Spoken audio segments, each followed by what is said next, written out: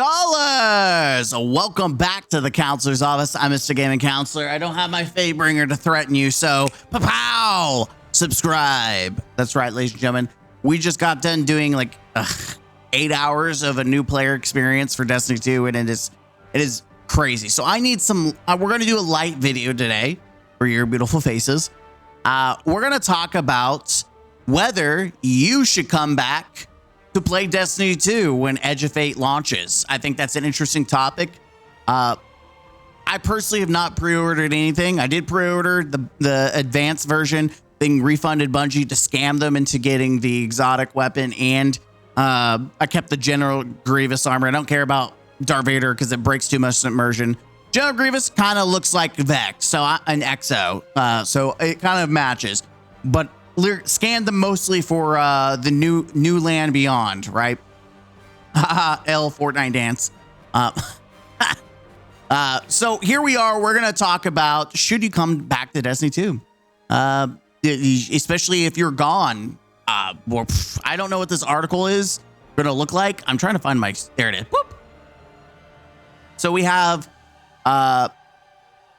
esports insiders. I've never read this article before. It's very interesting, but it popped up and I thought, hey, you know what would be an interesting topic? Let's see what they have to say and let's put my thoughts on it, right? So we're going to skip the TDLR. It's no secret that Destiny 2 player count took a massive hit after the final shape, as last year's expansion was meant to conclude the 10-year journey that began with Destiny 1.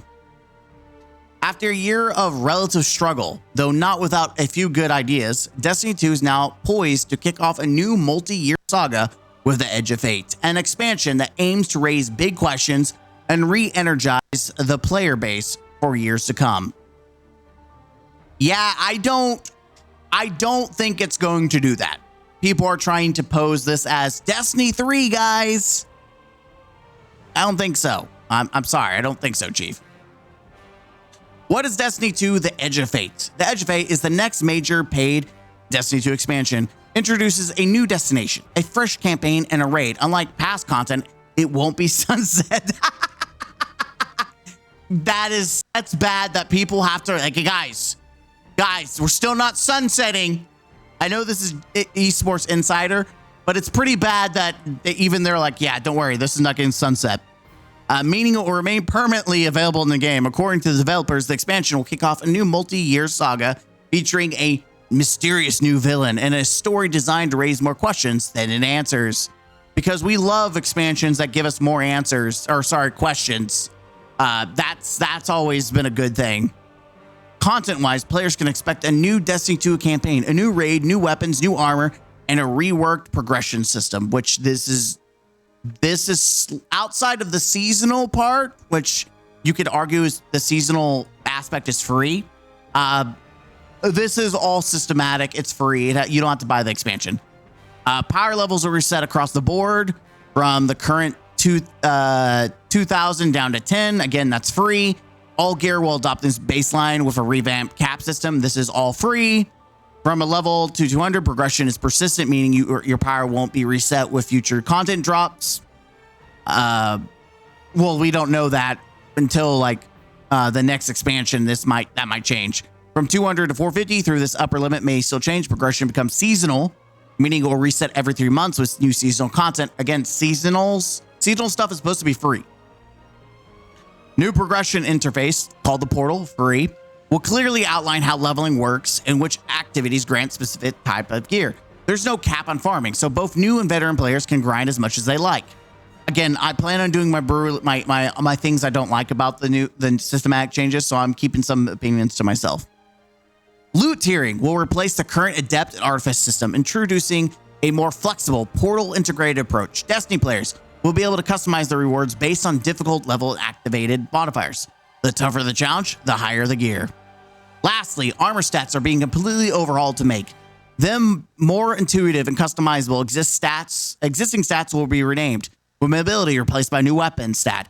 Every single point will now contribute to benefits, so no more threshold tied to increments of 10. The new stat cap will be 200, unlocking additional perks and features as you progress.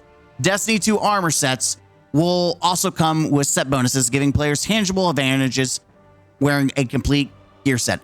Everything they've talked about so far is free. Will the Edge of Fate help bring new players back? With the Edge of Fate release date fast approaching, one question looms. Will this expansion be enough to reignite interest in Bungie's? It's not an MMO. Destiny's a looter shooter with a Halloween Max that says MMO. This is not a real MMO. Destiny is not a real MMO. I don't know how many people need to be told this. It's not a real MMO. While only day one numbers will tell the full story. No, it won't. No. No, it won't. Yeah, like this is the final shape. And this is literally a month later. Like, this is what matters. This number does not matter because this is people that played the campaign and then left.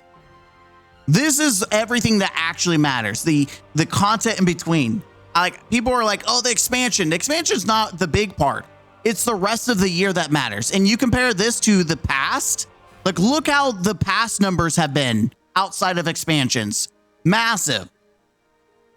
Oops. There we go. The odds of a success comeback look promising.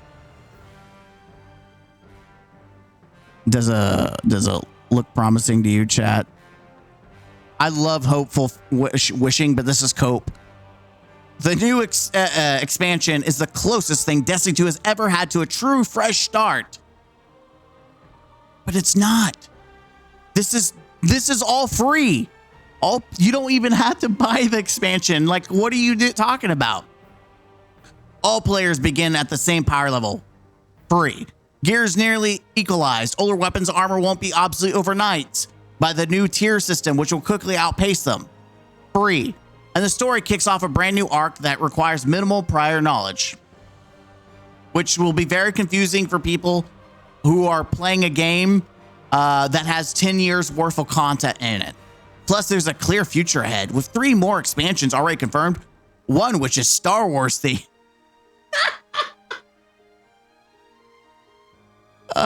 Yep, that's exciting. For those brave enough, the entire progression system can be completed through PvP alone, a mode long overlooked but set to receive major updates. Really? I didn't realize that. Where did you learn that? I heard there was no new maps or anything. Teaming up has never been easier thanks to the new Fire Team Finder tool built directly into the game's director. Dude, how late are they to the party? Finally, Destiny 2 is dropping its seasonal model and the dreaded content removals. Instead, it's shifting to a new cadence, 2 paid and 2 free updates per year with fresh content arriving every 3 months. History and roadmap of Destiny 2 expansions. Here's a complete list of all current and past Destiny 2 expansions, some of which have been sunset and are no longer available. Forsaken sits in the middle because its campaign and Tangle Shore destination have been removed, while the Dreaming City, along with its raid and dungeon, remain accessible through the Forsaken pack. Conclusion, the Edge of Fate introduces a host of new mechanics, which are free, storylines, gear types, progression system, which is free. So many that Destiny 2 is effectively getting its first true fresh start in years. If there's ever been a time to return to Bungie's MMO, it's not a real MMO. It's June 15th or maybe June 16th, since launch days are usually a bug fest. Yeah, that's really selling people. When the new Fate saga begins, it ushers in a transformative era for the game. Whether this bold new direction pays off remains to be seen, but only by diving in and experiencing it firsthand will Destiny 2 players know if Bungie got it right. At least I get this part. This part's fair. How many expansions does Destiny 2? Destiny has 8 expansions. What is new in Destiny? The Edge expansion will introduce this new story like Destiny. This is not new. And that's not new. Is Edge of Fate a DLC? Yes. What content removed? When all seasonal content from the past year will be removed, including all activities from episode 1-3. As the season model is going away, no more content will be removed. It's episode model, but okay. Is Destiny 2 ending? No. Destiny 2 has concluded its first saga. Now it's starting a new one. What is the rarest gun in... Okay, whatever. What is the main... Wait, what are they saying? The rarest is Euphony? No, it's not. No, it's not. Most difficult raid boss so far. No, it's not. Witness is not the hardest boss. No, it's not. You can two people can do the entire mechanic while everyone does ad clear. As long as they know how to jump, people are one facing the witness. Euphony is the rarest one. No, it's not. What is the main quest line in Destiny 2? Up until last year, Destiny 2 main story was light and dark saga, a cosmic battle between the opposing forces. This is just garbage. Dude, it almost feels like Bungie paid them to talk about it, but it's so generic. It is like, it's laughable how bad this is. Like, I'm sorry. I don't believe, like, most of what they talked about was free. I didn't hear, outside of the campaign and like the whole, like, oh, they got a new villain. They talked about nothing that had anything to do with the actual, like, expansion itself. Everything they're showing is free. Like, the weapon itself is probably not free, but the tier system, the armor system, the portal, it's all free. Why are people like this? Why is there so much sensationalism? That's a word that certain content creators love to use. This is the perfect sensationalism. The YouTubers posting this stuff. This is all sensationalism. Listen, should you come back for new free update? That's up to you. If you are a new player, or not new player, you wouldn't be coming back. If you're a returning player and you've not done any of like the final shape, if you haven't done the Witch Queen and stuff like that, yes, don't come back for Lightfall. It's not worth it. Like, if you want to experience the new update and try it out, I know I have my review that I want to talk, or not my review, but my thoughts, but I'm going to give you a little sneak peek. Most of the portal is just old content. Like 90% of what's in the portal is old content that you're just redoing again. You're just regrinding power levels, armor again for old content, right? If you are okay with that, if you are okay with just more Destiny, then come back. If you're wanting true, like, over-the-top changes because you left, not because of the armor, not because of the weapon, if there was other systematic changes, like neglecting PvP, then don't come back, because we know there's no maps. We know that Gambit's being shelved for a little while. There's a lot of aspects of the game that are not being touched or changed. In fact, it feels like they're hiding more of the issues, like the world is being shoved off to the side and they're bottlenecking what you can actually do or want you to focus on with a portal.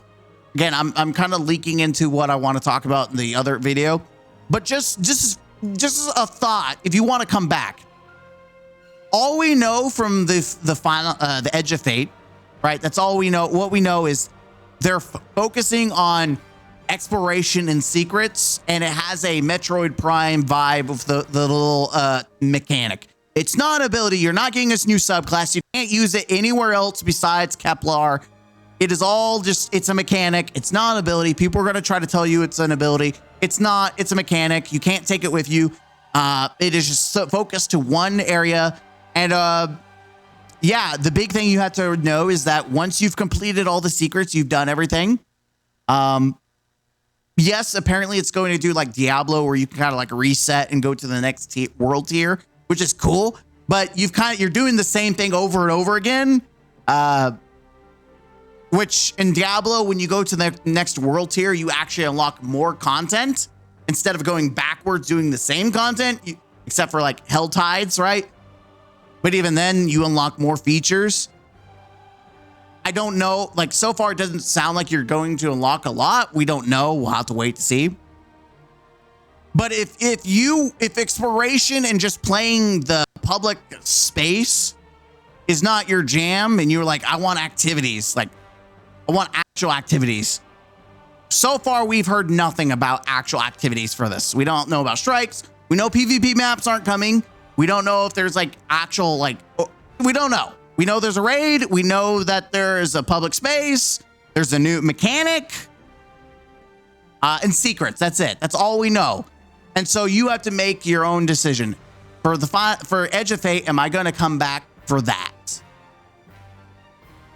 My honest opinion is I wouldn't suggest it. There's not enough information. 90% of everything that people have talked about and glazed is nothing to do with the expansion. Nothing at all. So my advice is we got 2 different live streams, the 24th and I think July, is it 1st? We have 2 different streams, and I'm hoping they're just Vidocs and they're not stupid Couch Bro live streams. But Bungie has to really sell us. I do plan on doing one more video, and then I'm going to wait till like the 24th to talk more about it. I just thought this was a really interesting segue. I personally have not pre-ordered. I'm still in Destiny 2, by the way, but I've not pre-ordered the Edge of Fate. I cannot, if you are not happy with Destiny right now, I don't think Edge of Fate right now is a reason to come back. I don't. People are asking me, should I come back? Should I come back? Right now, no. Changes are nice, but they're systematic, and it doesn't fix some of the broader issues with the game. It's like putting a fresh coat of paint on an old car, but the engine is still run down. So that's my thoughts. Short video, to the point. Let me know what, I'm curious. What does Bungie need to do outside of, and someone's going to be like, Bungie needs to cease to exist. This is like actual fair criticism, right? Let's just try to be fair here. What do they need to do with Edge of Fate to really bring you back? And with that, ladies and gentlemen, I'll see you in the next video. Huzzah.